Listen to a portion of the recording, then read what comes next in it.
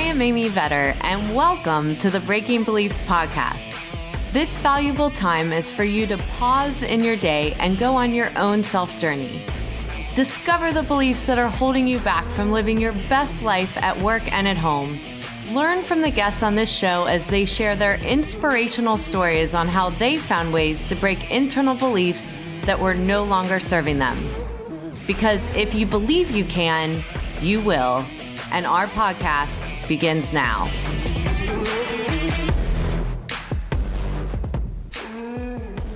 Welcome to this episode of Breaking Beliefs, where I interview Liz Scott, owner of Liz Scott Consulting. She is an advanced certified QuickBooks Pro advisor and a member of the exclusive Intuit Trainer Writer Network. She takes up coming apps to new heights. She is the co-host of the QB Happy Hour with Liz and Heather, a webinar series devoted to building awareness in the accounting community about the latest technology trends and best practices in a fun, relaxed environment. Liz was also named the Insightful Accountant Top Educator, Trainer, Writer, Pro Advisor.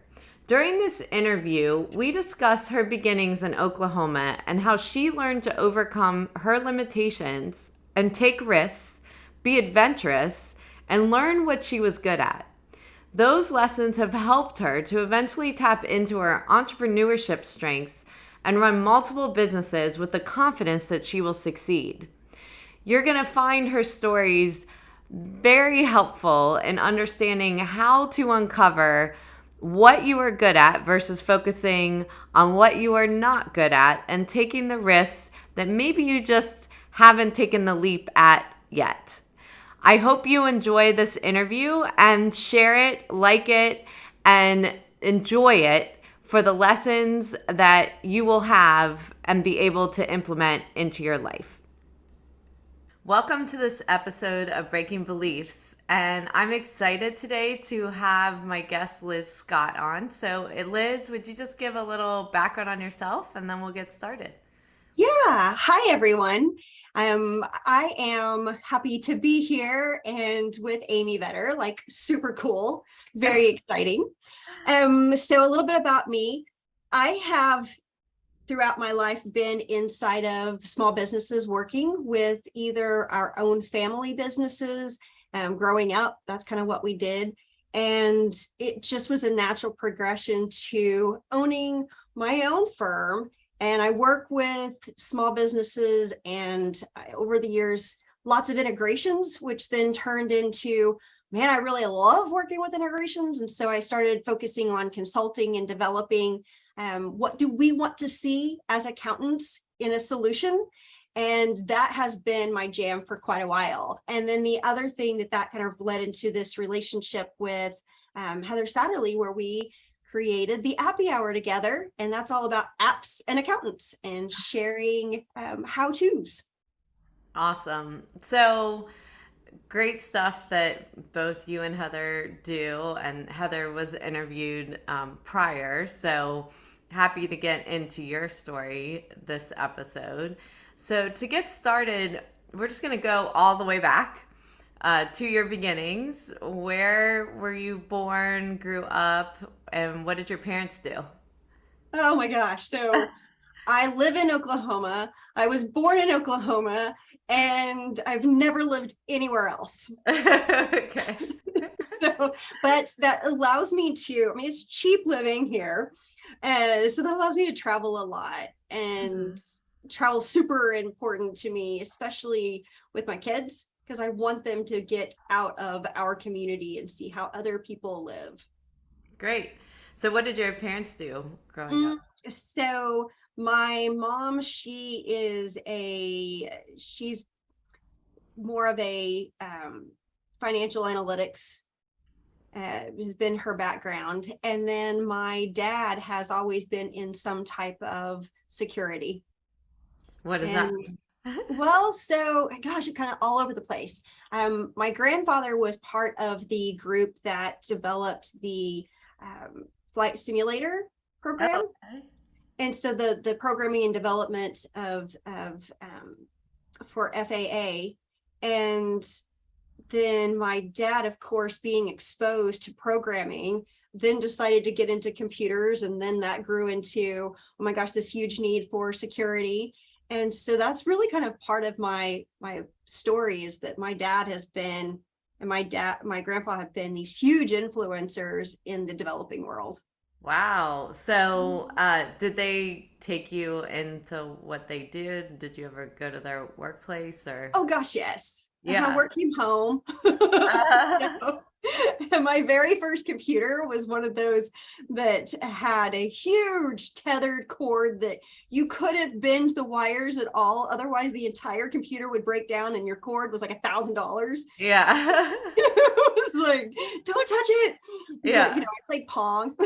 Yeah, exactly. Oh my gosh. Yeah. Fun times. Yeah. So, did your dad see that you had an interest in it, or how did you grow your interest there? There was computer parts all over the place. Like, he loved to build and design computers, and based off of whatever the needs were. So a lot of programming, or a lot of memory, or so just whatever the needs were, and cases that lit up, and cases that had little flashy things, and cooling elements. So to this date, whenever it comes to buying a computer, I'm extraordinarily picky. And of course mine lights up, but of course mine has liquid cooling, and just everything that I can possibly have in my machine, because I'm hard on him. Did you learn how to build a computer with him? Not to the full extent that somebody could order a computer from me. No, Yeah. but I did learn enough to be able to be savvy and work my way around to what I needed. Interesting. So, did you have siblings? No, I'm it. I am Oh, all okay. my parents could handle. Yeah. So they said or you said? Oh, Or both. both? Although I can tell you this really does happen. Since I'm an only kid, that means I'm the favorite and I'm the least favorite. So, and I'm also the one who gets the chore list, and they're divorced. So I get chore lists from Okay. both directions. The thing that's kind of crazy about it is every once in a while, they'll kind of like keep piling on chore lists. And I'm like, oh my gosh, it's like, you need to call my sibling. And they're like, you don't have one. I'm like, that's not my fault. Yeah. It's still their turn. It's still there. I love that.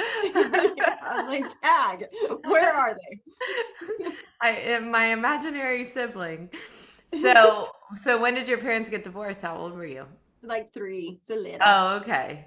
Yeah. So you really never knew any different. No. Yeah. And so how did that visitation work? Like how often were you with your mom versus your dad? I was predominantly with my mom, but when I was with my dad, it always made a huge impression, because we did make the best of our time together. We would do things, and my dad's very hands-on. So he had a ranch, and there were cattle and there were horses, and being able to go out and give them medicine and take care of them, that was part of what we did. And he had like 3 different killer Jeeps, but they were like literally killer Jeeps. They didn't have floors in the bottom of them, like rusted out. One of them had a bucket, so you just kind of would hang on. But it was always adventurous. Yeah. So, I mean, I'm a thrill seeker at heart. So Yeah. I was like, woohoo, let's hold on, let's go. Yeah. And then you said your grandfather had an impression on you. So how was your relationship with him? He's passed on now, but everybody loved him. So when we would go out to FAA together, he knew everyone there and everybody adored him. He was the baby of 9. Mm. So super social and loved everyone. And one year he had me dress up as Santa Claus. I think I was 5. So found out about Santa early. Thanks, Grandpa.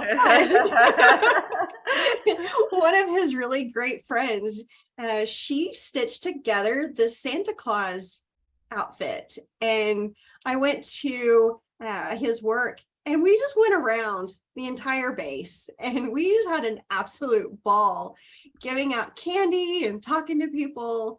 And so I think that that's part of why I like community so much was him. So what did you see?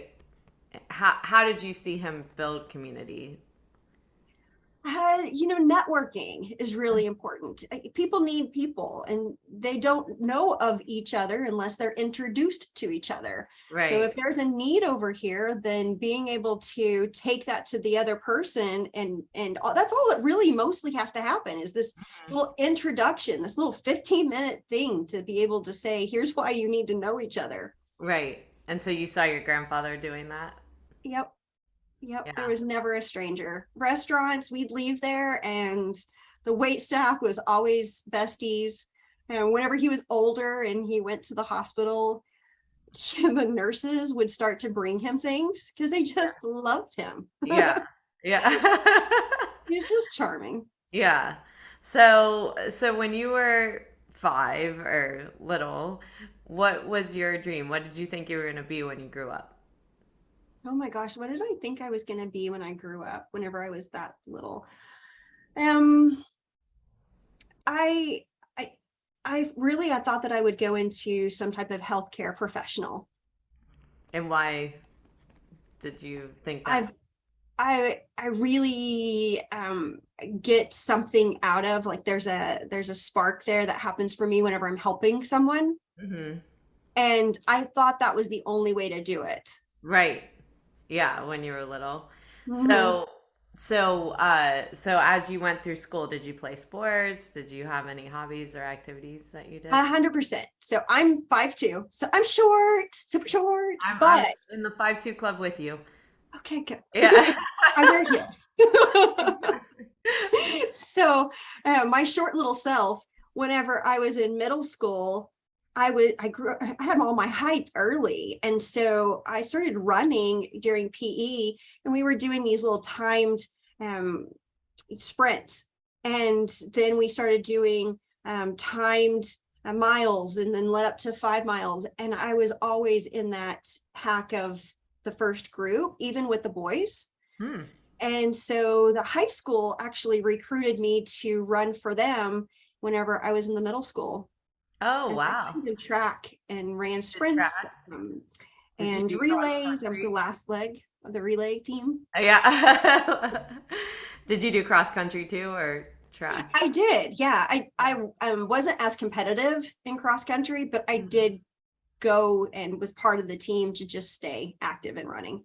Yeah, my kids are have both been in cross country. It's the most efficient sport ever. You go 20 minutes, you're done. Track meets, however, you're there for Mhm. hours. They're hot. They're on the pavement. Mhm. Exactly. Asphalt's not friendly. Do you still run now?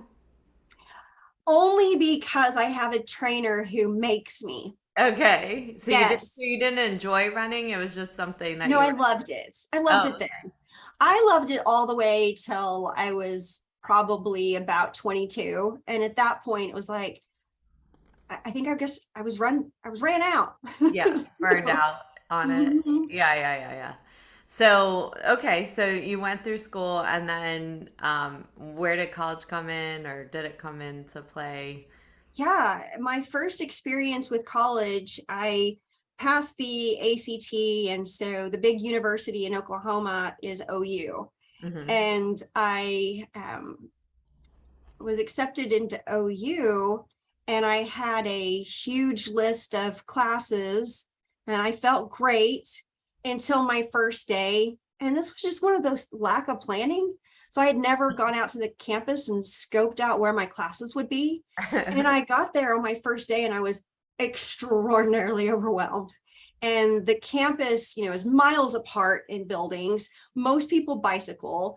I'd never been a biker. I'd always been a runner. So I really thought that I could do this by running to class. That failed. That didn't work. And it wasn't really, it didn't make sense. It wasn't logical to drive Yeah. because then parking, you're like way far away from the building. So my first semester at OU, I flunked out. Wow. Mhm. And it was honestly 100% due to I couldn't find my classes and I couldn't make my way around campus, and I was, yeah, that, yeah. And so I took about Most people say, "Oh, I was partying too much the first semester." No, it's just you couldn't find it. You were just and couldn't just think of how much like maps on your phone could have helped you back then. there's so many things I could have done to help myself. I- But I think that was an experience that taught me with my children to be very, very aware of they need help getting to college. That's not something that you can do easily. Mhm. So I have one kid who's in band and he wants to go to OU, and I'm like, okay, listen, here's the deal. We are going to the campus annually, and Yeah. he's comfortable with where's the cafeteria and where's the football field and where's the band room. Like, so we've been doing that because of my failed experience. Well, I think it is something that is important as an observation. Like I didn't have any help when I started. I remember going to orientation, everyone had their parents there and I'm like, "Oh, I didn't know parents came to this because my parents weren't paying attention."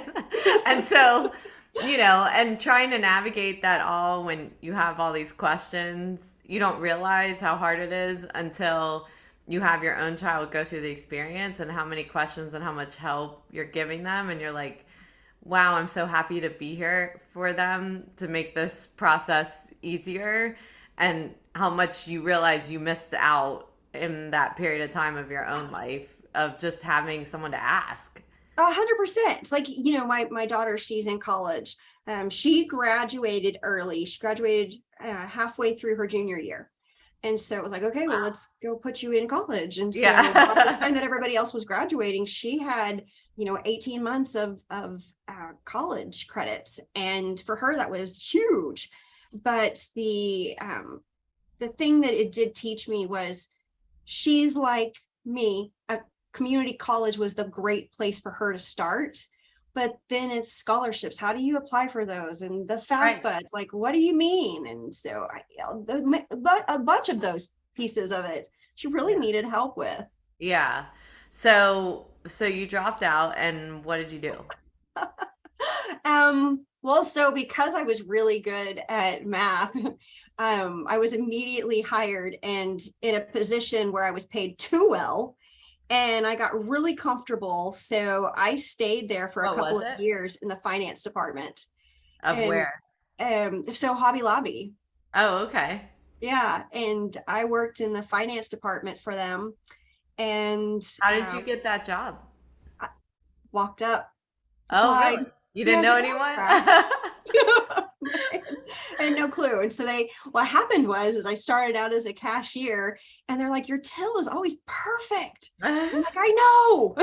So they're like, okay, can you come back into the office? And, I was then transferred into this role of counting out the morning registers and then counting them down in the evening. And then it moved over to, okay, well, you're really great at this piece of it, so let's try you out in bookkeeping. And I was like, oh, well, gosh, there's family businesses. I'm comfortable with this.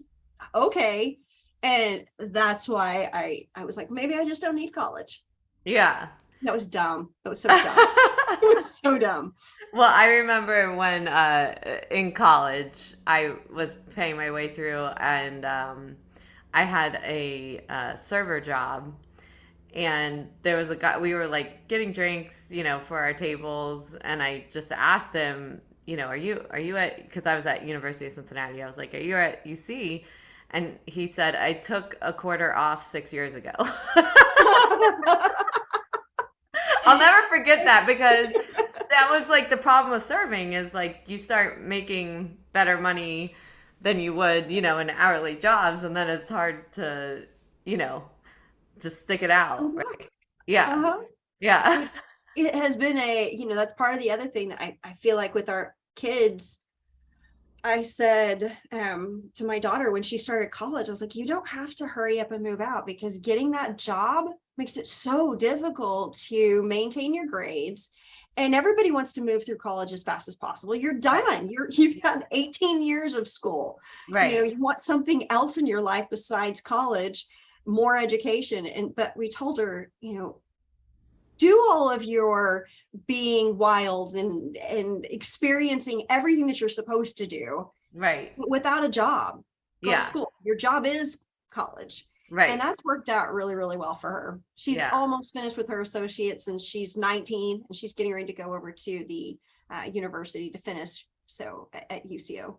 Well, and that always feels so good to watch that. I know it's been similar with my son of just having it, not that he hasn't been working, here and there through school or doing co-ops, but just being able to take advantage of all the opportunities at college and the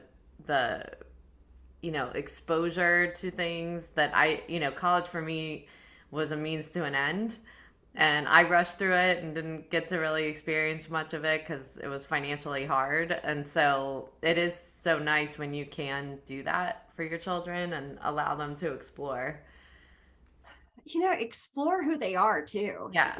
You're such it's such a unique time period in your life. Yes. That You'll 18 never to have again. no, Yeah. for me, it was 18 to 27. I Mm-hmm. didn't grow up and I wasn't an adult until I was 27. And prior to that, I was really playing at life. I had a damn good time. Yeah. But being a parent, that's what changed. Oh That's what yeah. changed me. Yeah. All of a sudden you're like, okay, this is me now. So I'm grown up, I think. so so you're at Hobby Lobby. What happened after that? Um, Gosh, so what did I do? I think that I wanted to try everything. So I did. I got jobs as a hostess at what was a cool restaurant at the time, Black Eyed Pea. They had corn on the cob that was fried. Like, who does that? Yeah. And Only so in then Oklahoma. only in Oklahoma. Yeah, it was like totally like a weird thing. You had cornbread and you had yeast rolls that were like brought out to the table. It was like double bread. Of course you need this. But mashed potatoes and the whole thing.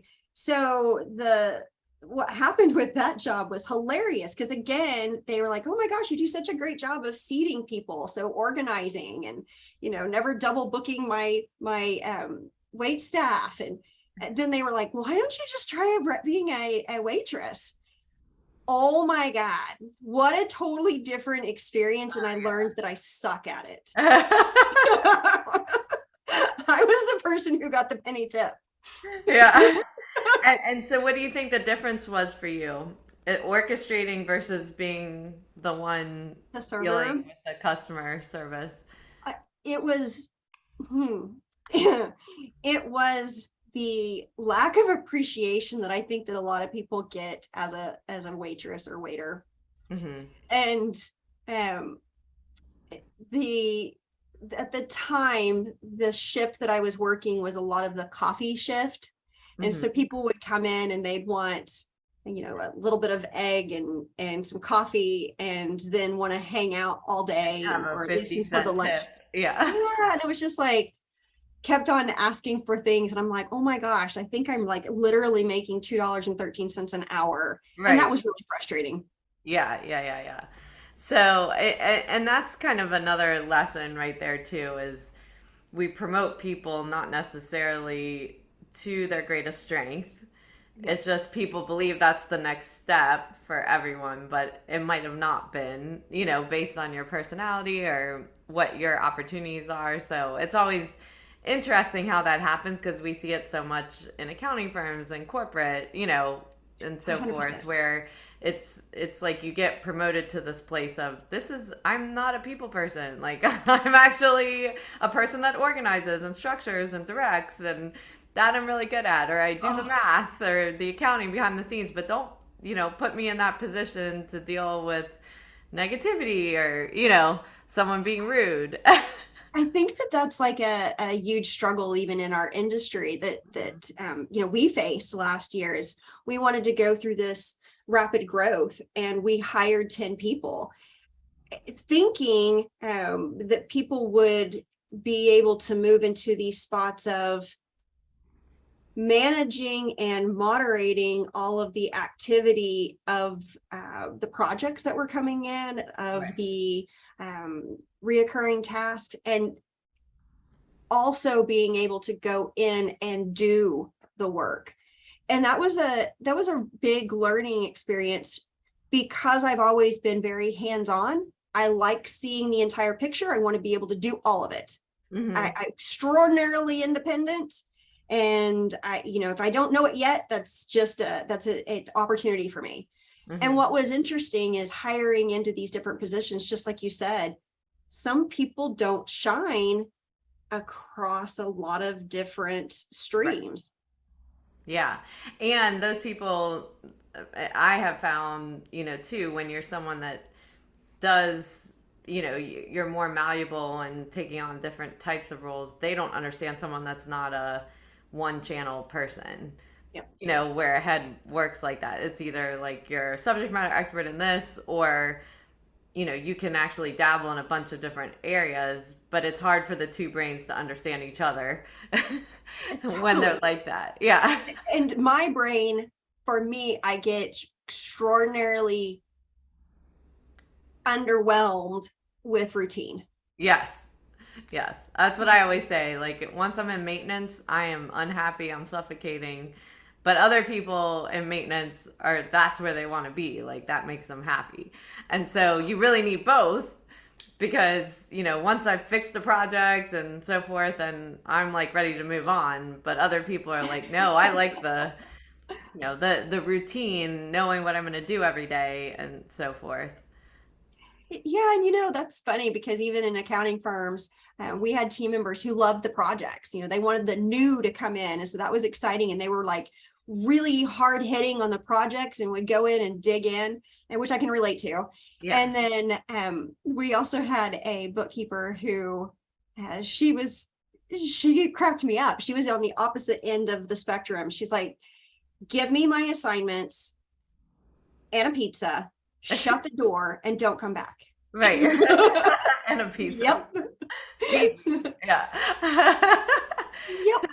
So while you were going through this process of kind of trying to find yourself, what was some of the advice your parents were giving you or talking to you about during that time? Um, I think that my dad was more of that influence of try everything. And, I always saw him as somebody who was extraordinarily capable Mm-hmm. of a wide variety of things. So he's also an adventure thrill seeker. Right. And my mom, she's like strong and steady. Mm-hmm. So the two of them, they really were always supportive in whatever it was that I was doing, and they were interested in whatever I was doing, but really didn't have a lot of push into any direction, except for with my mom strongly, influencing the financial side. Yeah. So how did that happen? Um, early on, I was brought into the family budget. How do you make the dollar stretch to make sure that you can eat Mm-hmm. and have a place to live? And my mom, many of those years was a single mom. And we needed to make sure that we were able to um, manage all of the expenses of a young teenager. Yeah. And so I became very much part of that. And I think that was a great exposure to being able to managing money. Yeah. So when you after you were a server, what else? Oh my gosh, what did I do next? So along the way, I was always this entrepreneur. I didn't realize it. I didn't call it that at the time, but I'm somebody who I don't think will ever be broke. Mm-hmm. I didn't enjoy that growing up. And so I was extraordinarily resourceful. And one of the jobs that I did was I did resells for gas stations. I'd go in and I'd buy wholesale stuff and then go into the gas stations and I'd resell it. That was super fun. And then I finally kind of came to my senses and went back to school. So And after what triggered that? uh, stability. Mm-hmm. I like to be adventurous, but not in am I going to eat? Right. Yeah. It's like good to have some healthy boundaries there. Right. Let's have fun, but let's make sure we can afford it. So where did you decide to go back to school? I decided that time I was going to go to a community college, Hmm. and it was I don't know 4 miles away from me. Yeah. So I changed the location so that way it was something I was familiar with. Yeah. The campus was all inside of one building, and the professors knew each other, and it was easy to walk from class to class. Sometimes it was across the hallway. Yeah. And I did great there. I And thrived in what that did you environment. choose as a major? So at the time, I really thought I wanted to be a physical therapist because I Oh, went okay. back to this idea of the only way that I was going to be able to Help people. serve people was in a healthcare that it. The reason I didn't stick with it was because it just didn't appeal to me. The more that I got into, oh yeah, something about me that I don't know anybody knows is the more that I got into the pieces of um, training that were definitions and spelling them. Hmm. That's one of my areas that I struggle. I'm I've always been dyslexic. Really? Yeah, And and did you know that? Because I've thought back, I had a very good friend that had trouble reading. Unfortunately, he passed away many years ago. But I've thought back on that many times, and I'm like, what if he was dyslexic and no one had known, yeah, and had actually diagnosed him? Like, were you actually diagnosed? I was, and I was diagnosed a couple of different times because it was during that phase of, ooh, we have this whole new term called dyslexia, and does this person or that person fit into this box? Hmm. And I fit into the box, I guess, several different times. Uh, and what that allowed me to do was learn that about myself. Hmm. It crippled me for a long time because I felt like it was something that I wasn't going to be able to pursue a career in healthcare because I had terms that I couldn't pronounce or spell. Hmm. And I wasn't forgiving to myself. And I went back to what am I really good at? And I'm great at mathematics. I'm great at puzzles. Science. Those are things that I'm really strong in. And I pulled back my roots of family entrepreneurs and developers, and I decided let's go with what I'm good at and went towards finance and accounting. So powerful because I think we get so stuck on what we're not good at versus stepping back and asking the opposite question, what am I good at? Because we can like have all this negative self-talk and mindset on, I'm just not smart, or whatever that is that comes up for us, instead of actually trying to go toward what we're really good at. I totally agree. I think it's one of those self discoveries that you have to allow yourself to say, I'm failing at this, but I excel at this. And Right. that's okay. Yeah. I think that that's why you're supposed to, in your early 20s, experiment. You're Mhm. really supposed to try multiple different things. And, even with my kids, I tell them date. That's how you figure out who do you want to be with for the rest Right. of your life. If this is a partnership, then you need to know yourself. Yes. Yeah.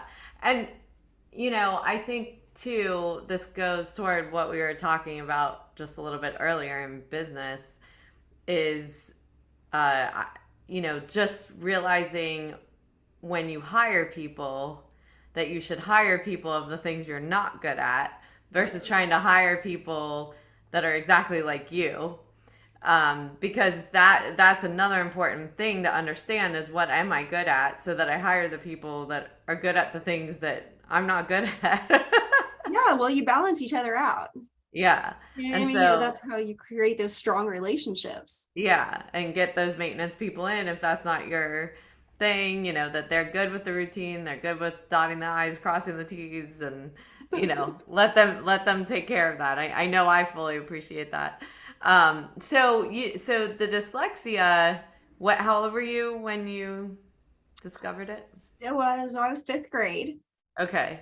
And how And did that feel? Like, as a fifth grader learning that, did you feel bad about yourself with it oh, it or sucked. Yeah. yeah. Because I had always been a straight A student. And so to suddenly learn that I had this deficiency, it really, they wanted to put me in special classes. And I was like, you're just taking me away from my friends.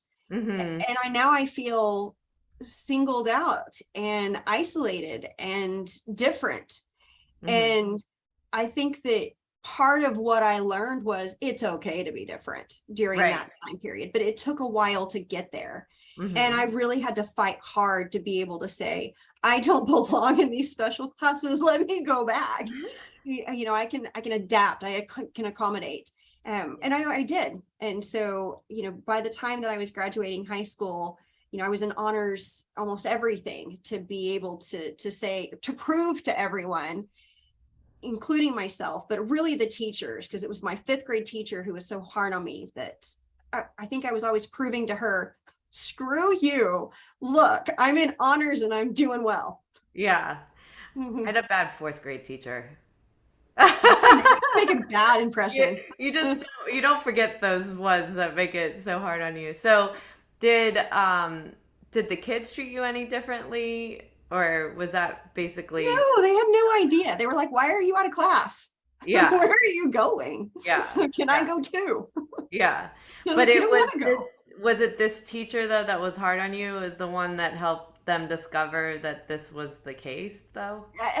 Yeah, she was extraordinarily public about it. But at the time, of course, fifth grade, they really didn't understand. My friends didn't quite get it. So they're like, okay, what does that mean? That do you have spots? I mean, like, what does Yeah, dyslexia yeah, mean? yeah, yeah. Yeah. So they were oblivious, thankfully. But it did make me feel isolated, and I had to overcome being separated.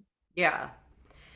Yeah. And then and I think this is always interesting too with these kinds of conditions because my youngest son stuttered a lot younger. Every once in a while it happens with him being older, but where he didn't stutter was when he sang. Ah, it's such And a beautiful brain. because your brain is going at the right rate. And so it's just interesting with dyslexia that you didn't feel that with numbers. No, And never. why do you think that is? Or did they ever tell you why that is? There's well, because it uses different parts of your brain. And Okay. there are some of those people who are dyslexic with numbers too. And Mm-hmm. I just have not been affected that way. Yeah. But what it did force me to do is, which I find hilarious, is start writing. And I just wrote and I wrote and I wrote, and I was like, I'm gonna overcome this. And it was, thankfully about the time that I don't remember, it was the Seek and Say or Seek and Spell, I think was what the name of, there was these games, Uh-huh. and you'd put in the letters and it would say you spelled it right, or it would say try again. It was like, okay, it was a game at that point. So I was Right. like, okay. And then as I got older, they created, different versions of that. So I was able to correct my spelling. It took me longer, but it didn't matter. It's like, I'm gonna prove that I can do this. And it created this writer in me that to this day I work extra hard at. There's sometimes whenever I create decks, somebody's like, you've misspelled a word. And I'm like, okay. It's a letter A through Z. Right, I'm, exactly. yeah. Yeah, you correct it. Yeah. Yes, I did. I'm sorry that was a I come distraction. with package instructions that there may be words misspelled. Yeah. So when did this flip? So you were going for physical therapy. When did you decide to switch to accounting and finance? So I switched whenever I was in my early 20s, and then I didn't finish education until I had my first daughter, my first child. And how old were you? 30 whenever I finished my education. Awesome. So what did you finish in? And so finance. Oh, okay. And so how did you decide to do that? Because of your mom? I had this background and I excelled in mathematics. And so I thought, well, then I'm going to stay in finances. It had always been fun to me to figure out how can we make our monthly budget stretch, which then carried over into, oh my gosh, I can make my own money and do Yeah. things in an odd little random way and make money and have it in my pocket always. And how could I make that stretch? And at the time, being a teenager, I was like, I can live every day off of one bean burrito. I think back to that and I'm like, there were times I was like, oh, I can't finish this. I can't eat the whole thing. Are you kidding me? That's funny. Yeah. Yeah. It just shows how circumstances can change your mindset as well on those Oh, things. Yeah. totally. I got married and it was like, oh, we need 3 meals a day. Life. But I suddenly thought, that's what you do. You Right. get 3 meals. So when did you start doing what you do now, or how did that evolve? So after I had my daughter, I did not want to have a career anymore that took me away from being able to be a mom. I Mhm. wanted to be there for my kids. And I reached out to, I became QuickBooks certified. And then I started reaching out to find who in my local area needed somebody who was QuickBooks certified. And knowing that I had worked with some of the family businesses and QuickBooks, I reached out to lots of different CPA firms to be able to say, do you need somebody like me who could come in and be very part-time? Mhm. And I found who is now a dear friend, Ann Lee. And she said, yes. And so I went to work for her at the time. And she just was an open book. She taught me everything that she knew. And then she would encourage me to go further. That's awesome. I I want to be that for other people. And I hope that I'm that for other people, because for me, that made a huge life change um, in the direction of where I was going to spend the rest of my career. Yeah. So, when did you start your own practice? So she and I stayed together up until 2019. And then the year of COVID, I was completely on my own. Now I had other businesses that was happening in the background, but the accounting firm was not mine until 2020. Oh, okay. Yeah. Yeah. And, consulting and we have some rental properties. And so we do a couple of other things. Hmm.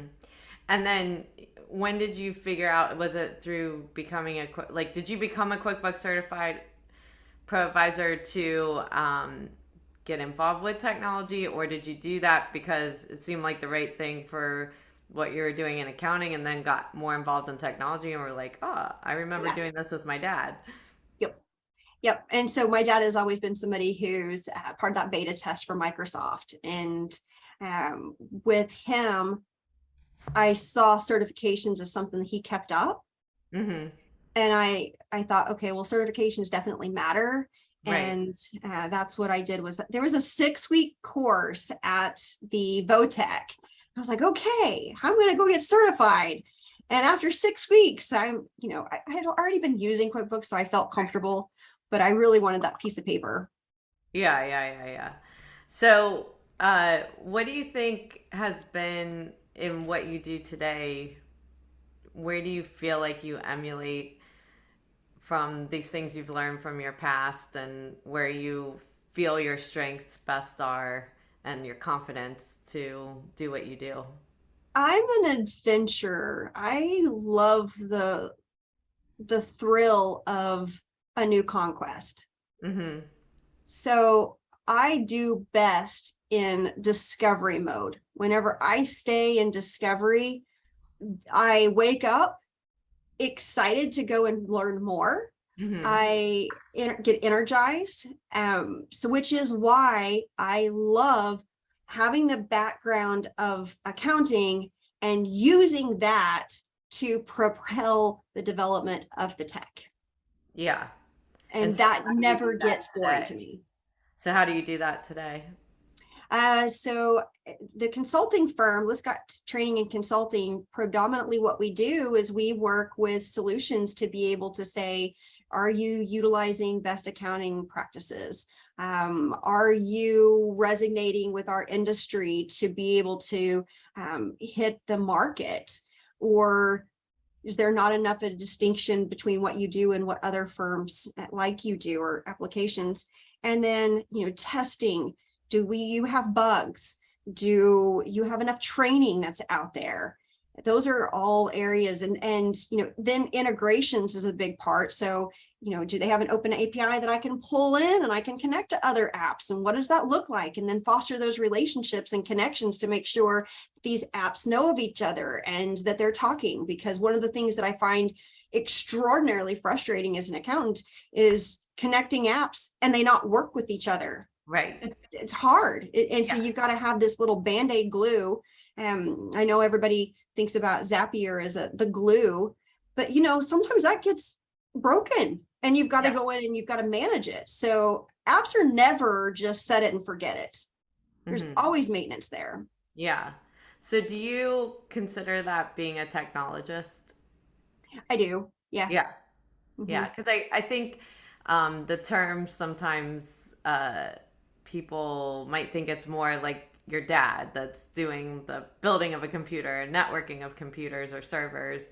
But accountants are often, especially when we work in, client advisory services and bookkeeping and that sort of thing, we get put in the role of a technologist. So how would you define that? So for me, what I would say, my mind rushes to thinking about all of the different apps that are available today Hmm. and looking at what those possibilities are and how does that further what I'm already doing and allow me to either one, gain time back, Hmm. and or to be able to say I'm offering an additional service to my client, Yeah. like business analytics, being able to pull in reporting, learn it once, set it up, automate the heck out of that. And Right. that's a huge lift. And clients love being able to look at pie charts and graphs and, setting those kinds of things up. So I'm always looking at what can we do as an industry to better us. And, one of the things I find fascinating right now is, Microsoft, and they've got lenses that you can wear and you can have this a virtual environment experience. Hmm. I think we're moving to stuff like that because, Yeah. we're all in these Zoom worlds. This is great, but I want to also be able to have in a conversation like this, my data pulled up. And so wouldn't it be awesome if we're having this conversation virtually inside of this realm where we can also be looking at the QuickBooks data and maybe we're looking at it in the way that makes sense to you. And so instead of it being on a flat screen, we're able to move it and look at it from different perspectives and think about forecasting in a whole different way. Yeah. That to me is exciting. Those are the possibilities. Awesome. So, great things that you shared today. I like to end with some rapid fire questions. So, if you can pick a Okay. category, either family and friends, money, spiritual, or health. Family and friends. Things or actions I don't have that I want with my family and friends. More time with them. Things or actions I do have that I want to keep. I'm really proud that I'm doing things to take care of my health. Yeah, awesome. So hiring a personal trainer was a huge thing for me. Big Yeah. commitment. I love it. Things or actions I don't have that I don't want. So I'm thinking family, friends, and I'm like, I don't want more job. I don't want Yeah. more job to take away from what I'm doing. One of the things that I'm thinking about right now, and I'm in the process of is, succession of the accounting firm. Yes. Yeah. Yeah. And I I'm don't think excited about enough that. people think about that, right? And make sure they have the bench strength or opportunities of how that goes. Yeah. We've Um, outsourced the firm 80% of it. And yeah. so that's been great and a nice big lift, but I think I want the other 20% to also be gone. Yeah.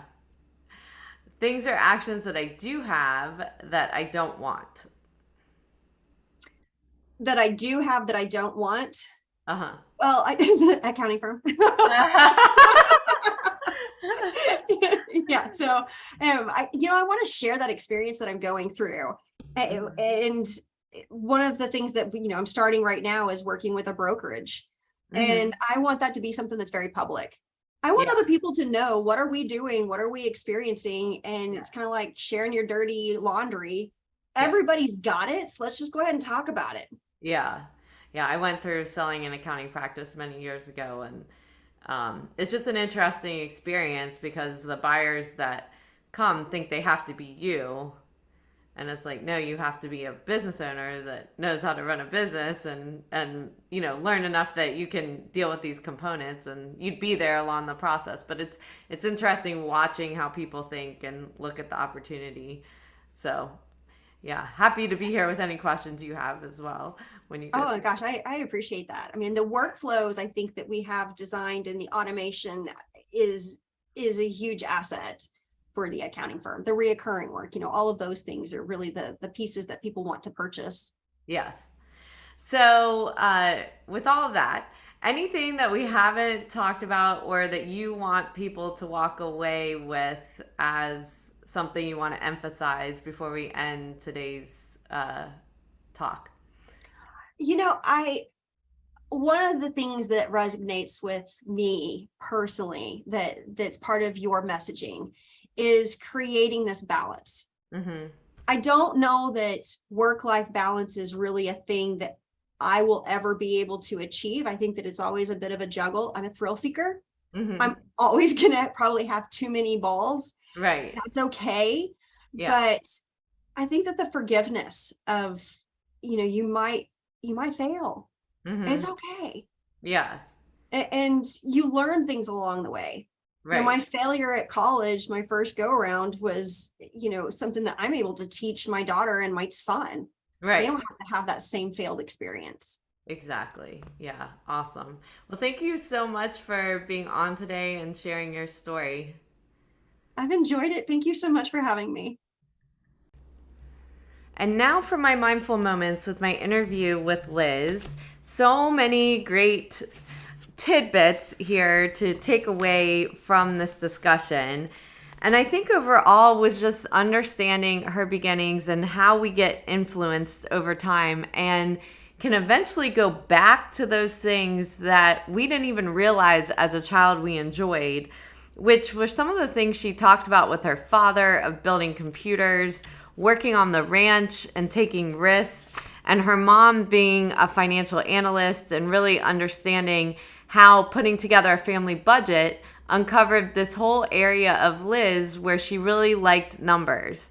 One of the big discussions that we had was her actually telling us about her story of finding out that she was dyslexic, how that affected her when she was in fifth grade, and rather than her taking it, feeling negative about herself and pulling herself away, instead she worked harder to prove that she could not only keep up with everyone, but excel as well and be back in her community. And that really leads to the other important thing that we talked about was community. And one of the things that she learned from her grandfather was about building community and how important it is to create that network and relationships, and how that influenced her to really make sure that she was helping people in those ways. And when she looked back at what it was that she really wanted to be when she grew up, it was in the medical field because she felt that that was the way she could help people. But what's interesting is when we look at those traits of ourselves and what we bring into our adult self, we find that we're helping people as well. And I think a lot of times we define ourselves by a title or by what we do instead of truly understanding who we are. And that was a big aha moment, I think, with Liz, is that it wasn't about what she did or how she did it. It was about, was she living her purpose? Her purpose being to help others, to create community, and to also feel adventurous and taking risks. And when we stay aligned to that and we stay true to that, then anything that we do feels exciting and good and purposeful. But when we start moving away from that, as we talked about when she talked about being in maintenance mode and how that doesn't make her happy, or doing that routine, instead of being hard on ourselves that those things don't make us happy, instead understanding, what do I need to do to fill those gaps and stay in our strengths and stay in our purpose. And so it's important that we all walk away with not trying to be everything for everyone, is that we actually step back and understand, what is it that makes us special? What is it that makes us unique? What is it that when we wake up in the morning, we are so excited? And because of that, we want to find things we do in our life, whether that's our career, the people we're around, our friends, our family, that align with that, understand that in ourselves as well, so that that is celebrated and promoted and it's not holding us back. I hope you enjoyed this discussion that I had with Liz. So many great stories in here, and also so inspirational about her sharing her dyslexia story. For so many people, we don't realize that people are going through these things, and we just assume from the outside that everything was just perfect for them and it just happened. And so when we really get into people's stories, we can come to a place of understanding that creates that connection that maybe we didn't have before. So take a moment today and really think about what was special about you, what is special about you, and also maybe understand somebody else's story that maybe you see them different from the outside, but when you learn their story, that it just creates that next connection, that next special connection where you can create a bond that maybe you didn't have before. Thank you for taking the time out of your day to listen to the Breaking Beliefs podcast. I hope you will take a moment to pause before entering back into your day to reflect on this podcast and note 1 to 2 actions you are inspired to do from today's conversation that you could incorporate into your life. To read the full blog and listen back to this episode or any other, you can find them at www.amyvetter.com/Breaking Beliefs podcast and related videos on my YouTube channel. For daily inspiration, follow me on Instagram, Twitter, Facebook, and LinkedIn at Amy Vetter CPA. I hope that you will choose to like this and subscribe to this podcast on iTunes, Spotify, and more, so that you can join us for more inspiration on our next episode.